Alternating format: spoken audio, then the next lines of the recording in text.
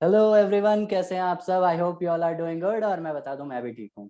आज हमारे साथ हैं सीए नील। और ये वो शख्स हैं जिन्होंने 84 मार्क्स पेपर 6G में स्कोर किए, और बिना कोचिंग के मेरी वीडियोस के साथ, या कह लो मेरे साथ पढ़ाई करी इन्होंने। और बहुत ही अच्छा स्कोर किया, और इनफैक्ट मेरे से ज़्यादा, कहीं ज़्यादा मार्क्स स्कोर किए, मेरे से भी ज़्यादा। तो साथ में पढ़ाई करी, दोस्त है हम। दोस्त, सारे दोस्त तो आप लोग जो साथ में पढ़ रहे हैं, मैं हमेशा से ये कह रहा हूँ, और हम ग्रुप स्टडी की तरह ही यूट्यूब पे पढ़ रहे हैं। तो मुझे अच्छा लगा कि किसी के इतने ज्यादा मार्क्स आए, क्योंकि जब आप 84 मार्क्स स्कोर कर लेते हो तो फिर 40-40 बचता है सब में लाना, तो एक इजी हो हाँ जाता है। और मैं हमेशा से कह रहा हूँ कि इस सब्जेक्ट को उतनी इंपॉर्टेंस देनी चाहिए जितनी रिक्वायर्ड है, क्योंकि ये आपको सीए बनाने में हेल्प करेगा, और इसका जीता जागता एग्जाम्पल हमारे पास है।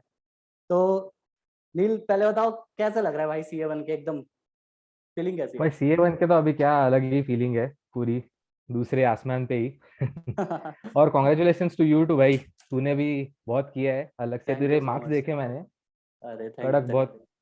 अलग ही लेवल के मार्क्स लाए तूने भी। लेकिन भाई आपने जो 6D में 84 मारा है, वो भी सेल्फ स्टडी करके, वो भाई आउट वो ऑफ द क्या वर्ल्ड, इनसेन। आपकी थी ना मेहनत भी उसमें। बिल्कुल बिल्कुल, थैंक यू भाई, thank you so support much. था ना चलो, कोई पूरा। तो एडमायर कर रहा है कि मेहनत करी मैंने थोड़ी बहुत अरे तो। नहीं नहीं, मैंने रिकमेंडेशन भी सबको वैसे ही दिया है कि अरे मतलब दिखता है, वो सब्सक्राइबर काउंट भी दिखता है ना, तो थैंक यू सो मेहनत मच, थैंक पता यू। चलती है वो। नहीं नहीं, काबिले तारीफ ही है वो रिवीजन वीडियोस। तो भाई आपका पहले तो बहुत बहुत शुक्रिया, आपने माना कि आप लोगों के साथ शेयर करना चाह रहे हो। 84 एक बार मैंने आपको मैसेज किया और आपने एक्सेप्ट किया, थैंक यू सो मच भाई।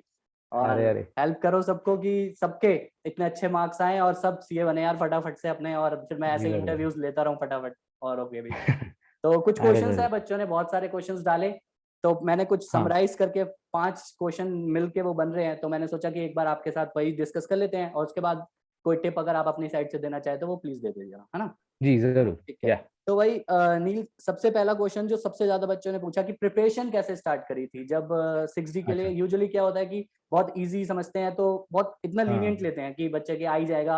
और अब तो मैं देख रहा हूँ लोगों का एक बिहेवियर हो गया कि एग्जामिशन तो आ ही जाएगी। इनफैक्ट ऐसा हो हाँ नहीं रहा है। लोगों को लग रहा है कि सबकी आ राइट। रही है तो हमारी भी आ जाएगी, बच्चे फेल भी हो रहे हैं इस वजह से। तो हाँ वो तो है। कैसे आपकी स्ट्रेटेजी क्या थी, प्लीज वो शेयर कर दीजिए पहले। राइट। सो शुरुआत तो मॉड्यूल जो मैंने लिया था सिर्फ मॉड्यूल ही लिया था, आईसीआई का मॉड्यूल। सो हम्म, मैं बोलूंगा कि सबको सिर्फ मॉड्यूल ही रेफर करे, कोई और रेफर करने की जरूरत ही नहीं है। तो बेसिकली पहले मैंने क्या किया था, जो मॉड्यूल था एक बार मैंने अपने आप से रीड कर लिया था। पर फर्स्ट टाइम में क्या होता है, मैंने हाईलाइट नहीं किया था, क्योंकि हम्म, फर्स्ट टाइम रीड करते हैं तो अपने को सभी इंपॉर्टेंट लगता है, बिल्कुल तो बिल्कुल अपन बिल्कुल। सब चीज हाईलाइट करने लग जाते हैं। सो हम्म, फर्स्ट टाइम मैंने एज अ बुक और एज अ समझने के लिए मैंने पूरा मॉड्यूल पढ़ा था।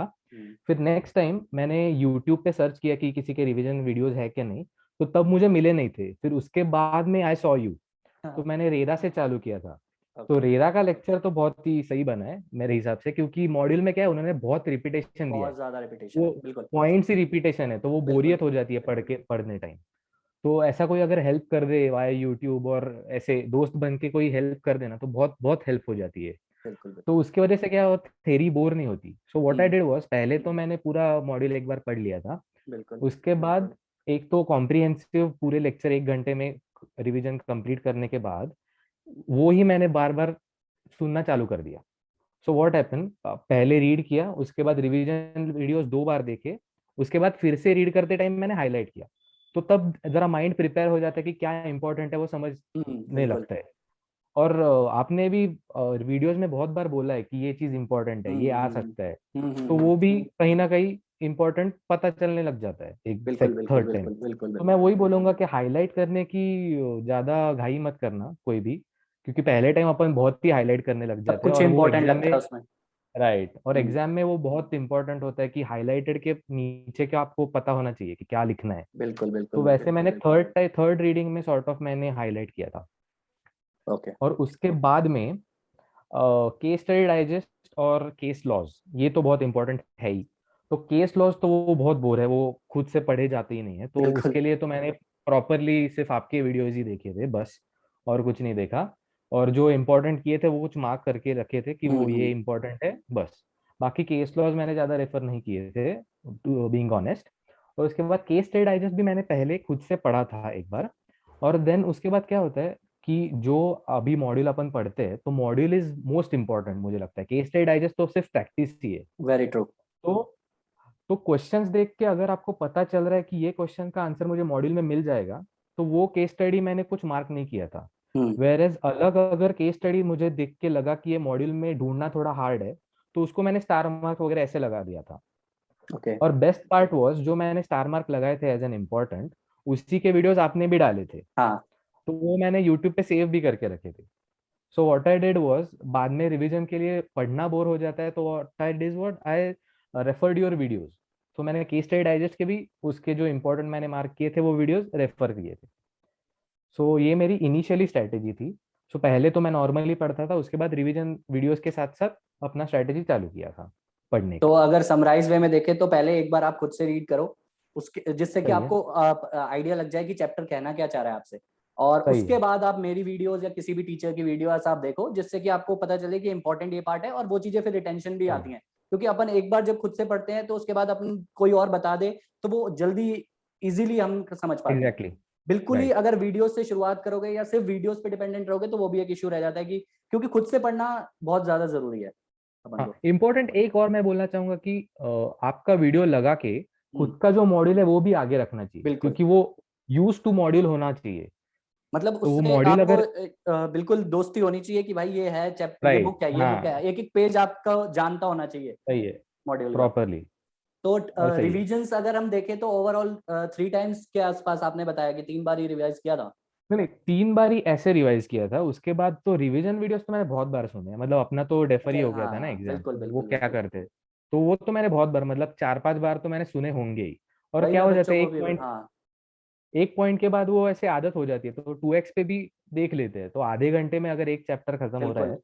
तो कुछ फर्क ही नहीं पड़ता है ना, तो वो बहुत बार करते हैं अपन। वही मैं बच्चों को भी बोलता हूँ कि शाम को जब बिल्कुल मूड ना होना, तुम 6D लगा के बैठ राइट। जाओ, तो फिर 80 बेस्ट है मार्क्स वही। आते हैं। अब तो एग्जाम्पल भी है। हाँ, खाना खाते टाइम, घूमते टाइम मैंने बहुत बार पढ़ा है। और वो बेस्ट पार्ट है कि फेमा में अगर PROI और PRI का कंसेप्ट थोड़ा ये होता है ना, तो उसके हम्म। लिए भी आपने अलग से वीडियो डाला अलग था, वो से भी मैंने मैंने उसके लिए देखा डाला था। था। नहीं, राइट। उसमें क्या हुआ था, जब मैंने स्टार्टिंग में वीडियो बनाई थी तो मैं इनकम टैक्स पढ़ रहा था, तो वो मैं एक्सेप्ट करूंगा कि हाँ मैंने भी थोड़ा गलत बोल दिया था। तो हाँ मुझे भी हाँ लगा यार हाँ। ये वाला पोर्शन ना मेरे को फिर से चार्ट के फॉर्म में लगा के दोबारा से डालना चाहिए। तो इसलिए मैंने उसके सही लिए है। स्पेसिफिकली, और फिर हुआ अच्छा ये हुआ कि जुलाई में सारे क्वेश्चंस वो प्रॉपर्टी और वो सारे उसी में से आए, तो वो चार्ट हाँ भी वही है। हेल्पफुल हो गया बच्चों के लिए। राइट। और ये अच्छा। भी मैं बोलना चाहूंगा, मैंने मतलब इसका मैं 1.5 डे का पहले का भी बोलूँ क्या अभी, हाँ या बिल्कुल वो बाद बिल्कुल में बिल्कुल क्वेश्चन बिल्कुल, नहीं अभी बता दो आप। बोलूँ क्या अभी? अच्छा। हाँ हाँ। तो उसमें मैंने क्या किया था, 1.5 डे पहले तो मैंने सिर्फ रिवीजन वीडियोस देखे थे। ठीक है। वैसे ही मॉड्यूल रखा था और रिवीजन वीडियोस रख के मॉड्यूल से प्रॉपर ये किया था। और इंडेक्स की भी बात है, इंडेक्स मैंने अपना नहीं बनाया था, टेलीग्राम पे बहुत फैकल्टीज भी है बिल्कुल और बिल्कुल। मेरे दोस्त भी है, उन्होंने इंडेक्स दिया था। पर व्हाट आई डिड वाज, मैंने इंडेक्स भी बहुत पढ़ा था, 2-3 बिल्कुल। बार इंडेक्स आखिर सिर्फ पढ़ा था। Very good. तो 1.5 डेज आई वुड से कि रिवीजन वीडियोस तो बेस्ट ही है, हम्म। वो देख के पूरा कॉम्प्रिहेंसिव पूरा कवर हो सकता है। उसके बाद में इसके इंडेक्स से यूज टू हो जाना चाहिए। और उसके बाद जो केस स्टडी डाइजेस्ट का जो मैंने स्टार मार्क किया था ना, वो मैंने देखे थे और पढ़े थे। बिल्कुल। और वो बेस्ट पार्ट ऐसा जुलाई में हुआ था कि केस स्टडी डाइजेस्ट में से 2 क्वेश्चन वही आ क्वेश्चन गए थे एज जो इट इज आ मैंने गए थे, हाँ, फिगर्स थोड़ा पहले दिन बहुत बोला चेंज था, था। बिल्कुल। राइट। और क्या 6D में वो भी है कि राइटिंग स्पीड तो बहुत ही लगती है। मतलब पहले से ही from the start you have to think that 15 मिनट ही बचे और उतने स्पीड से लिखना पड़ता है। बिल्कुल।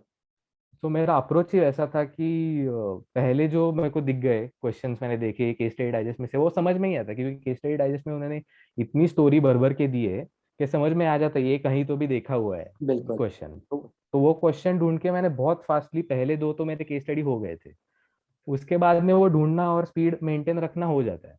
तो तो जो आई स्पीड बिलीव मैं, मेंटेन करी थी आपने, तो उसके लिए राइट, क्या किया था? टेस्ट दिए थे, राइटिंग प्रैक्टिस करी थी, वो क्या था, वो एक बार शेयर कर दो। राइट। सो मैंने MTP सॉल्व किए थे 2 बार ICAI के ही। मैंने टेस्ट सीरीज नहीं लगाई थी अलग से, जिनको शायद से स्पीड का इशू होगा उन्होंने टेस्ट सीरीज लगानी चाहिए। पर मेरा स्पीड का इशू कभी था नहीं, तो इसलिए मैंने घर पे ही MTP वगैरह की प्रैक्टिस की थी 1-2 बार, और उससे हो गया मेरा मैनेज। मैंने बढ़िया। टेस्ट सीरीज नहीं दी किसी को। मतलब या अगर हम देखें तो लिखना जरूरी है, ऐसे ही हवा में लिखना याद बहुत करना, जरूरी, याद राइट करने से राइट, कुछ नहीं नहीं होगा, नहीं, लिखना भी जरूरी है। ओके। लिखना उस जरूरी है। ओके। द नेक्स्ट क्वेश्चन जो बच्चे पूछ रहे हैं कि एग्जाम में जब सिमिलर क्वेश्चन आए थे केस स्टडी डाइजेस्ट के जैसे कि उठ के आए थे डायरेक्ट, तो राइट। एग्जैक्ट लिखा था या कुछ अपनी लैंग्वेज में चेंजेस करके लिखे थे आप? नहीं नहीं एग्जैक्ट लिखा था हमारा, तो प्रॉपर सीक्वेंस भी सेम ही आया था, एमसीक्यू का हम्म सीक्वेंस भी सेम आया था एक क्वेश्चन का। हम्म। तो उसका पूरा एग्जैक्ट ही मैंने छाप दिया था लेके, तो क्योंकि उसमें उस कुछ चेंज टाइम नहीं किया था? नहीं नहीं नहीं उस टाइम तो ये भी नहीं था कि पूरा मैंने 100 मार्क्स का कंप्लीट किया था। Okay. If you complete the paper 100 marks तो 60 अबाउ तो कैसे भी आने आ ही है, जाएंगे, क्योंकि बिल्कुल आएंगे। टॉपिक इजी है अगर हम्म पढ़ा होगा तो, सिर्फ कंप्लीट होना चाहिए। हम्म। ये इसका इशू होता है बहुत लोगों को। बिल्कुल। तो पहले तो केस स्टडी डाइजेस्ट सेम दिख गया, क्वेश्चन सेम थे, तो मैंने पूरा बिना पढ़े ही वो डाल दिया था। उसके बाद में मॉड्यूल का भी इतना रिवीजन करने के बाद वो हो गया था, तो उसके बाद पता चल जाता है प्रैक्टिस कर करके कि कैसे आंसर्स लिखते हैं अपन। आंसर्स लिखने में थोड़ा सा चेंज की, पहले प्रोविजंस लिख लिया फिर उसके राइट। बाद वो क्वेश्चंस हाँ फिलिंग, हाँ हाँ। वो मेंटेन करना जरूरी है। राइट। वो केस स्टडी डाइजेस्ट करने के बाद वो अपने को आइडिया आ भी आइडिया आ जाता है जाता कि है, बिल्कुल। कैसे कैसे आंसर्स लिखते हैं। बिल्कुल राइट। बिल्कुल बिल्कुल। अच्छा, एक क्वेश्चन था कि अगर डिफरेंट केस लॉ आ जाए, जैसे एक क्वेश्चन आया था हमारे, फर्स्ट क्वेश्चन था आई गेस, जिसमें आईबीसी का एक क्वेश्चन था, Deepak something, I don't know right right exactly, right but हाँ उसको हाँ। कैसे हैंडल किया था? उसको कैसे हैंडल किया आपने? दीपक का जो क्वेश्चन था उसका मैंने बेस्ट जैसे बोला था, मैंने केस लॉज में तो कोई भी लिखा नहीं था, उसका कुछ तो भी हम्म। केस लॉ का रिलेशन था जो अपने इसमें नहीं था। नहीं तो था, मैंने बिल्कुल। कहीं भी केस लॉज मेंशन नहीं किए थे, मैंने सेक्शन नंबर्स भी मेंशन नहीं किए थे। On the basis of what I thought the provision is, वो प्रोविजन मैंने देखा, वो प्रोविजन मैंने लिखा। उसके बाद में क्वेश्चन का जो कंटेक्स्ट था वो डाला, जो केस स्टडी में दिया था उसका रेफरेंस दिया, उसके बाद में कंक्लूजन दे दिया। Well good. तो अपने बेसिस पे अपन जो लगता है वो प्रोविजन लिख के आ सकते हैं। आई तो बिलीव मत कि रिपीटेशन मतलब रिपीटेशन के बाद ही अपने को समझ में आ जाता है डायरेक्टली कि कौन सा या, प्रोविजन लगेगा इधर। और अगर हम अगर कोई ऐसा केस लॉ आ जाए डिफरेंट जो नया हो बिल्कुल, तो अपन को ये करना चाहिए कि जो केस स्टडी बोल रहा है उसको कहीं ना कहीं हम्म। लिंक करके हम लिख सकते हैं कि उसी से रिलेटेड कुछ सही पूछा है। होगा। कि अगर आप कल को यस। कंक्लूड भी ना कर पाओ तो at least you will get the marks कि आपने लिंक कर दिया है, उसका मार्क्स मिल जाए आपको। सही है, प्रोविजन और लिंकिंग कर दिया तो भी बहुत हो यू जाता विल है गेट वो। मार्क्स, या। ओके। राइट। और इंडेक्स को और उसको ओवरव्यू आपने किया था, वो आपने शेयर कर दिया, ये भी हाँ बच्चे काफी पूछ रहे थे। क्योंकि क्या होता है ना, बच्चे इंडेक्स को देखते नहीं है पेपर से पहले, वो सोचते हैं सीधा हाँ। प्रिंट आउट निकालेंगे, और फिर उससे बहुत प्रॉब्लम है, क्योंकि फिर तुम वहां ढूंढते ही रह जाते हो। राइट। नहीं लास्ट में तो आपको इंडेक्स देख के ही समझ जाना चाहिए कि इसके अंदर क्या क्या कंटेंट था। हम्म। वो इतना रिवीजन हो जाना चाहिए कि इंडेक्स देख के ही समझ में आता है कि अच्छा हाँ इसके और अंदर हम तो ये कहते हैं था। कि यार इंडेक्स खोलना भी ना पड़े, यार इतने अच्छे से बुक से फेमिलियर हो जाओ, इंडेक्स खोलना ही ना पड़े। तुम डायरेक्टली चले जाओ, हाँ तुम इंडेक्स में ढूंढोगे, उसके बाद दोबारा पेज ढूंढोगे, इससे अच्छा कि डायरेक्ट उस चैप्टर हाँ पे जाओ, फटाफट मिल जाएगा। हाँ हाँ हाँ। बट एक वो ऑन भी द है। सेफर साइड इंडेक्स लेके चले जाओ कि कल को कुछ याद इंडेक्स ना तो है तो। बेस्ट ही है। बिल्कुल। हाँ सही है। अरे सबसे ज्यादा जो क्वेश्चन था भाई, ये था कि मटेरियल कैसे, कौन सा लेके जाएं? मटेरियल तो मैंने क्या किया था, मॉड्यूल लिया था, केस स्टडी डाइजेस्ट लिया था और केस लॉज लिए थे। हम्म तो केस लॉज मैंने यूज बिल्कुल भी नहीं किए, ये मॉड्यूल और केस स्टडी डाइजेस्ट बस इतना ही लेके गए तो भी बहुत है। इसमें से ही आता है मेजरली, तो मॉड्यूल से ही आता है। बिल्कुल। पर केस स्टडी डाइजेस्ट अगर आ गई हमारे अटेम्प्ट में एज इट जैसे इज, आ हाँ। गई थी तो हम्म। लॉटरी है वो तो। बच्चे पूछ एमटीपीज और क्वेश्चन पेपर्स, इनको लेके काफी कंफ्यूज है भाई, कि इनको भी लेके जाना चाहिए, नहीं लेके जाना चाहिए। मैंने क्या किया था, एमटीपी और आरटीपी देखे थे, और सिमिलरली मैंने वैसे देखा था कि अगर ये क्वेश्चन एज इट इज आ गया तो मैं हम्म। मॉड्यूल से लिख पाऊंगा कि नहीं लिख पाऊंगा। तो आई बिल्कुल वॉज कॉन्फिडेंट कि ये अगर ऐसा ही सिमिलर क्वेश्चन आ जाएगा तो मुझे मॉड्यूल से ढूंढ के भी मैं लिख सकता हूँ। बिल्कुल। सो इसके लिए मैंने एमटीपी आरटीपी नहीं लिए थे। जिनको अगर कॉन्फिडेंस नहीं आ रहा होगा या फिर आरटीपी में अलग आ गया होगा क्वेश्चन, तो they can take the RTP और MTP as well with them. But the key is, जितना कम मटेरियल होगा उतना ज्यादा फायदा होगा आपको, सही है। क्योंकि आप राइट खोगे नहीं, राइट। उसी में टाइम वेस्ट नहीं होगा काफी। हाँ। क्योंकि जब आपके पास कम राइट। मटेरियल है तो यू नो कि यही है मेरे पास, जो है यही है सही शस्त्र है। मेरे पास, इसी को इस्तेमाल करके लड़ना है अब। हाँ हाँ। सही है। Module okay. बेस्ट है अपना। और यार आपकी आंसर शीट मांग रहे हैं बच्चे काफी, तो आप मंगवा लीजिएगा, जब आप शेयर कर देना तो मैं दिखा दूंगा बच्चों जी को। जरूर। हाँ, जरूर जरूर तो मैं वो आपको एक भेज बार आइडिया दूंगा। लग, हाँ वो मैं उनके साथ शेयर कर लूंगा, मैं आइडिया लग इंडेक्स जाएगा भी उनको। आपको शेयर कर दूंगा कि मैंने कौन सा रेफर बिल्कुल किया था। बिल्कुल बिल्कुल बिल्कुल। और बुक्स के मैंने स्कैन भी निकाल के आपको शेयर कर दूंगा, सो दैट यू बिल्कुल। कैन शेयर ऑन योर चलो, Telegram. Thank you so much, thank you so much. और अपनी साइड से कोई टिप बच्चों को इतना ज्यादा मार्क्स स्कोर करने की, कि पेपर 6D को भी सीरियसली लेना है, ऐसे हवा में नहीं हाँ सोचना कि भाई एक दिन लास्ट दिन पढ़ लेंगे राइट। खत्म। तो वो एक टिप दे दो। नहीं टिप मतलब यही है कि इकोनॉमिक लॉज ऐसा है जो पूरा ग्रुप निकाल के पूरा सेट ऑफ भी दे सकता है। तो उसको बहुत सीरियसली लो, क्योंकि सेकंड ग्रुप में क्या है, अपना एससीएमपी तो वार्ड लगा देता है वैसे ही लोगों का। बात है, बिल्कुल बिल्कुल बिल्कुल। तो इकोनॉमिक लॉज में बहुत स्कोरिंग है और मिल सकते हैं बहुत। तो 60 अबव तो स्कोर है ही, करना ही है तो। पर उससे आगे भी जा सकते हैं, कि इसके लिए रोज रिवीजन जितना मल्टीपल हो सकता है वही मैं बोलूंगा कि और वीडियोस इनफ और सफिशिएंट है मेरे हिसाब से। मुझे 84 मिले, सिर्फ मैंने रिवीजन वीडियोस पहले दिन भी रेफर किए थे, एग्जाम के पहले दिन। सो आई वुड से कि revision videos are complete comprehensive, और वो रेफर करने से बहुत अच्छे मार्क्स आ सकते हैं। और सिर्फ मल्टीपल टाइम्स रिवीजन उन्हें करना चाहिए, बस इतना ही है, और ज्यादा कुछ नहीं लगता। और एक सीरियसनेस लास्ट बस। चीज जो मैं अपनी तरफ से क्वेश्चन पूछूंगा कि राइट। जो सीक्वेंसेस होंगे चैप्टर्स के 1.5 डेज में, वो उसका कुछ हाँ, पैरामीटर है या फिर आपने किस तरीके से किया था उसको? नहीं मैंने तो मेरे हिसाब से किया था, मतलब मेरे को था कि जब मैं एग्जाम दे के आऊँ तब मुझे थोड़ा चिल वाला टॉपिक चाहिए, तो इसलिए मैंने बेनामी प्रॉपर्टी लिया था। वो थोड़ा 58 मिनट्स में शायद वो रिवीजन वीडियो खत्म होता है ना, बिल्कुल बिल्कुल बिल्कुल। तो उसके वजह से मैंने थोड़ा चिल वाला लिया था आते टाइम। और उसके बाद मुझे इच्छा हो गई थी कि मैं कर सकता हूँ, अभी मैं इतना थका नहीं हूँ, तो हम्म। इसके लिए मैंने रेला भी ले लिया था उसी दिन जब हाँ। आया था उस दिन। हम्म। तो नेक्स्ट डे फिर बाद में जैसा जिसको लगे, मैंने फेमा लिया था क्योंकि फ्रेश माइंड में फेमा थोड़ा अच्छा से स्टार्ट हुआ था। तो हम्म। फेमा, उसके बाद में जो रिमेनिंग टॉपिक्स थे आईबीसी और वो सब मैंने उसी दिन कर दिए थे। उसके बाद केस स्टडी डाइजेस्ट, और नेक्स्ट डे तो जब एग्जाम के दिन तो मैंने प्रॉपरली सिर्फ मॉड्यूल ही एक बार गो थ्रू किया था, जस्ट देखते हैं कैसे। और इंडेक्स को मैंने बहुत फोकस किया था कि इंडेक्स एक बार यूज टू हो जाऊं मैं उससे। सो यूज टू होना बहुत जरूरी है मेरे हिसाब से, क्यों नया से देखोगे तो बहुत दिक्कत होगी। इंडेक्स भी बहुत यूज टू होना चाहिए।